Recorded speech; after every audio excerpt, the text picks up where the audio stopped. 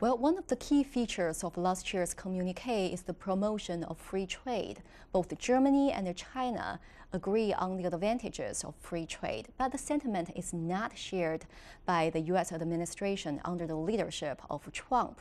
So are you planning on getting the U.S. involved in agreement on support for free trade this year?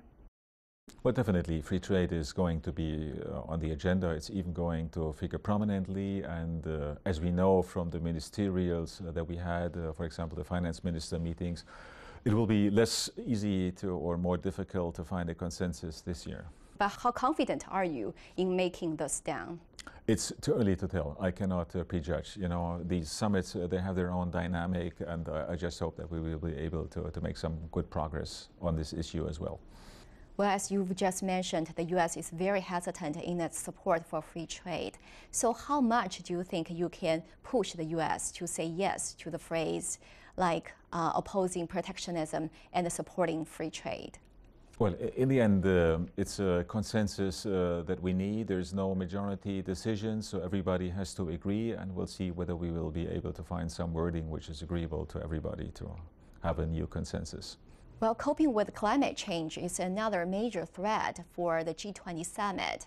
As you know, Trump has announced that America will withdraw from the climate change deal. But Chancellor Angela Merkel is determined to upholding the Paris Agreement. So are there any other specific measures you are going to take for the upcoming G20 Summit? Well, the top priority is to prevent the Paris Agreement from unraveling and to keep the momentum. And I think we're very happy that China also has made very clear that it is going to stick to the Paris Agreement like many other countries, and this is going to be the priority. It's not the moment really to discuss of what further we can do and who is going to do what and put in more money or things like that at this stage. Are you going to reach some agreement?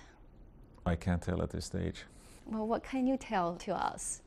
If I already knew the result, there would be no need to have the summit. I don't need to know the result, but what are you working on? What specific measures are you working on? We're working with all the delegations to find some joint common text that we can all share, a common position. And as you know, this is much more difficult than it was maybe last year. Well, we've just mentioned Trump and his actions.